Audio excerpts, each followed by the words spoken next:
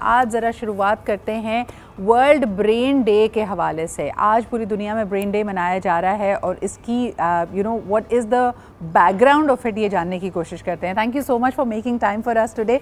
आपको क्यों लगता है कि ये ना अक्सर तो लोग कह रहे होते हैं प्रोफेसर्स के बारे में बात करते हैं, गायब दिमाग प्रोफेसर है, वर्ल्ड ब्रेन डे की ज़रूरत हमें क्यों पड़ रही है? देखिए, सबसे पहले बहुत शुक्रिया आज हमारे नाज़रीन के साथ हैं और ये public awareness message world brain day पे हम सेलिब्रेट कर रहे हैं। देखा गया है कि वर्ल्ड फेडरेशन ऑफ न्यूरोलॉजी ने 2013 में ये महसूस किया, ये उन्होंने देखा कि लोगों को आगाही के लिए कोई मुख्तलिफ बीमारियों के बारे में, कभी कभी हमारी मुख्तलिफ बीमारियाँ जैसे फालिज की हो गई, यादाश्त की हो गई, मिर्गी की बीमारी, सर दर्द की, इनके अलग अलग से डेज होते हैं, लेकिन सारी बीमारियों को मिला के सारे पब्लिक अवेयरनेस ये मैसेज दिया जाए कि वर्ल्ड ब्रेन डे मनाने का मकसद क्या होता है। सही। अच्छा, हमारे साथ क्योंकि आप मौजूद हैं और हम लोगों को बताते चलें कि you are a consultant neurologist at the रूटफाउ civil hospital of Pakistan. Doctor Jaisingh Rana ने जैसे इशारा किया कि बहुत सारे अमराज होते हैं और जहां हम अपने दिल का ख्याल रखते हैं, अपने बॉडी का ख्याल रखते हैं, कोलेस्ट्रॉल की बात करते हैं, डायबिटीज़ की बात करते हैं, अपने ब्रेन का ख्याल रखना बहुत ज़रूरी है। कई बीमारियों के बारे में आपने सुना होगा जिसमें डिमेंशिया शामिल है, अल्जाइमर्स शामिल है, और सबसे बढ़कर ये कि आए दिन अब हम लोगों के स्ट्रोक होने का, उनको यकायक उनका एक हिस्सा फालिज का शिकार हो जाने का हम सुनते रहते हैं।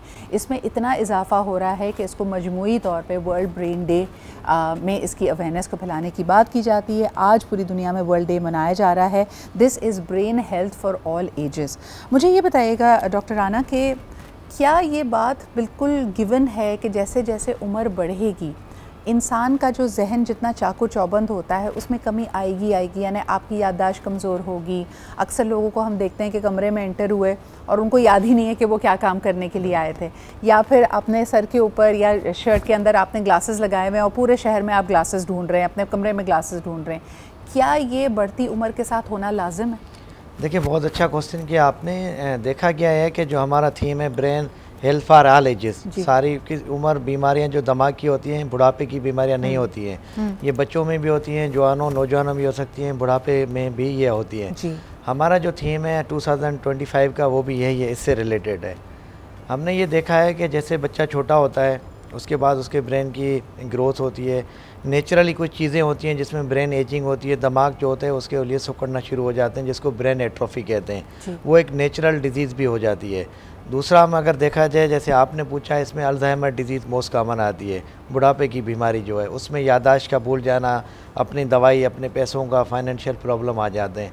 लेकिन इसके साथ हमने काफ़ी और बीमारियां भी देखी हैं, जैसे अगर जो पसमानदा मुल्क है, गरीब ममालिक है, उसमें पाकिस्तान भी आ जाता है। अगर हमला औरतें हैं उनकी प्रॉपर हम देखभाल नहीं की जाती है, हमारे पास वैक्सीनेशन का फुकदान होता है, EPI प्रोग्राम जो होता है, एक्सटेंडेड तो प्रोग्राम, बच्चे की ब्रेन डेवलपमेंट नहीं हो पाती। जैसे हम कई 90 की दहाई में हम देखते थे कि पूरे पाकिस्तान में आयोडीन से रिलेटेड कैंपेन चलाई जाती है।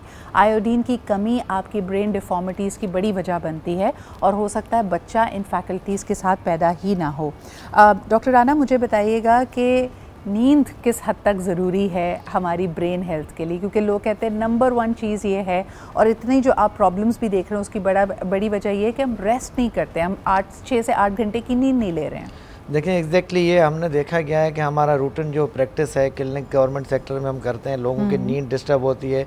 नींद तमाम ज़रूरी होती है। 8 से 10 घंटे रात के टाइम पे बंदा अगर सो जाता है, फ्रेश उसका माइंड होता है, फ्रेश उसको ऑक्सीजन, अर्ली मॉर्निंग अगर वो उठ जाएँ, उनको वॉक एक्सरसाइज करें, तो एक हेल्दी ब्रेन की ये निशानी है। हमने ये देखा है कि हमारे पास स्ट्रेस डे बाय डे बढ़ रहे हैं। स्ट्रेस रिलेटेड जो इशू आते हैं उसमें साइलेंट हाइपरटेंशन, किसी को पता नहीं होता है, उसका ब्लड प्रेशर बढ़ा रहता है। ऑफिस काम होते हैं, प्रोफेशनल लोग होते हैं, उसमें में स्ट्रेस होता है। जो जिस तरीके से हमारे आजकल के हालात, अनएम्प्लॉयमेंट बहुत ज़्यादा हो गई है, बंदा सोचने में उसमें ज़्यादा होता है, तो उसके ब्रेन की जो एज होती है वो भी कम हो जाती है। उसके साथ साथ नींद न करने की वजह से फालिज, जैसे आपने बताया, माजूरी के भी आ सकता है, हो सकता है। दिल की दौरा जो होता है, हार्ट अटैक, उसकी भी शरह बढ़ रही है, किडनी प्रॉब्लम्स भी बढ़ रही हैं। लेकिन हम दिमाग के ध्यान पे अगर हम बात करते हैं तो इसके लिए ये है कि सेहतमंद दिमाग के लिए नींद तमाम ज़रूरी है। इसके साथ साथ हम अपना रूटीन चेकअप कराएं every 3rd month, every 6th month, अपना जो भी प्राइमरी फिजिशियन है उसके बाद, क्योंकि हर जो बीमारी होती है उसका इलाज मुमकिन होता है। हमने ये देखा है कि हमारे पास जो लोग आ रहे हैं तो वो काफ़ी सारी कॉम्प्लिकेशन के साथ आते हैं। अच्छा, दिस इज़ वेरी इंटरेस्टिंग। हमें ये पता है कि डायबिटीज़ के लिए हमने अपना शुगर टेस्ट कराना है, हार्ट की जब हम बात करते हैं तो हम कोलेस्ट्रॉल वगैरह देख लेते हैं, थायराइड की बात करते हैं तो थायराइड प्रोफाइल करा लेते हैं। ब्रेन हेल्थ को जानने के लिए हमें कौन से टेस्ट रेगुलरली कराने चाहिए? देखिए, ब्रेन हेल्थ जो होता है ना, एक जैसे हम अम्ब्रेला लेते हैं, अम्ब्रेला का बटन दबाने पूरा वो खुल जाता है, तो ब्रेन जैसे है कि एक सेंट्रल पार्ट है ब्रेन का, उसके जो एसोसिएटेड ब्रांचेस जो होती हैं उसमें किडनी फंक्शन आगे, हमारे हार्ट के आगे, कोलेस्ट्रॉल के आगे, अगर ये चीज़ें हमने रूटीन पे करवा रहे हैं, डायबिटीज़ करा रहे हैं, अगर किसी को शुगर की बीमारी हो, शुगर कंट्रोल कर रहा है, तो डेफिनेटली वो ब्रेन के अटैक से उससे बच सकते हैं। अच्छा डॉक्टर राना, एक बड़ा अहम सवाल कि जब हम देखते हैं कि पाकिस्तान में मैल न्यूट्रिशन एक बहुत बड़ा प्रॉब्लम है, यानी आपकी जो यूथफुल पॉपुलेशन है, कई बच्चे इवन पैदाइश से पहले, जैसे हम हामला ख़वातीन की बात कर रहे थे, न्यूट्रिशन पूरी ना होना, और उसके बाद बच्चे के पैदा होने के बाद भी उसका जो बचपना है, अगर उसकी खुराक, उसकी डाइट्री, उसकी न्यूट्रिशन पूरी नहीं होती, तो हम तो ये अजराहन किसी को तंग करने के लिए या डांटते हुए कहते थे ना, भाई इसका दिमाग छोटा है, एक्चुअली स्टंटेड ग्रोथ हो रही है और आपका ब्रेन डेवलप नहीं कर पाता। मैं चाहूँगी कि आप हमारे व्यूवर्स को ज़रूर बताएं कि जो छोटे बच्चे हैं उनकी डाइट में उनकी किस न्यूट्रिशन का ख्याल रखा जाए ताकि उनकी प्रॉपर ब्रेन डेवलपमेंट हो सके। देखिए, जो मैंने पहले भी आपसे ये कहा था कि हमारे पास प्रॉपर वैक्सीनेशन नहीं होती है काफ़ी इलाकों में। अब पोलियो का आप एग्जांपल ले लें, पोलियो एक बीमारी है जो काबिल इलाज है, उसके ड्रॉप्स नहीं पिलाए जा रहे हैं, उसके ड्रॉप EPI प्रोग्राम का मकसद ही यही होता है। सेकंड नंबर पे मुतवाज़न ग़िज़ा हमारे बच्चों को नहीं मिलती है। मुतवाज़न ग़िज़ा न मिलने की सूरत में ये होता है कि जैसे प्रोटीन डाइट होती है, कार्बोहाइड्रेट डाइट होती है, उनकी पूरा एक शेड्यूल होता है, प्रॉपर बच्चों को वो खुराक नहीं मिलती है, तो उससे दिमाग की जो न्यूरो डिजेनरेटिव डिसऑर्डर्स होते हैं, ल्यूकोडिस्ट्रॉफी हो जाती है, सेरिब्रल पैल्सी हो जाती है, मेंटली रिटार्डेड हो जाते हैं। तो उसमें दोनों का है। अगर जितना हम कहते हैं कि बच्चे को आप मुतवाज़न ग़िज़ा का कह रहे हैं, उतनी मुतवाज़न ग़िज़ा उसकी मदर को दें, यानी ये हमल के दौरान अगर देंगे तो वो उनके ट्यूबल डिफेक्ट जो होते हैं, ब्रेन की ग्रोथ होती है, वो सारी चीज़ें बेहतर हो जाएंगी। बिल्कुल सही। तो एक सिर्फ बच्चे का नहीं है, लेकिन दोनों की ग्रोथ का जो है, दोनों की ग़िज़ा का जो है अच्छा, दोनों की ग़िज़ा का खास ख्याल रखें, माहौल का खास ख्याल रखें। बहुत बहुत शुक्रिया, डॉक्टर जयसिंह राना हमारे साथ मौजूद थे।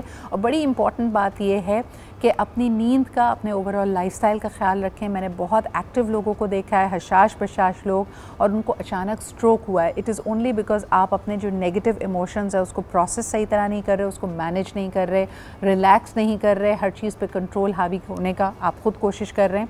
क्या आपको पता है कि अगर आप गुस्सा ज़्यादा करें, आप ज़्यादा उदास रहें, ये सब चीज़ें न्यूरोलॉजिकली यानी बायोलॉजिकली आपके ब्रेन को बदलती हैं। और MRI स्कैन्स में ये चीज़ प्रूव हुई है कि आपका दिमाग सुकर जाता है, उसमें चेंजेस आने शुरू हो जाते हैं। So please take care of your health, please take care of your brain health.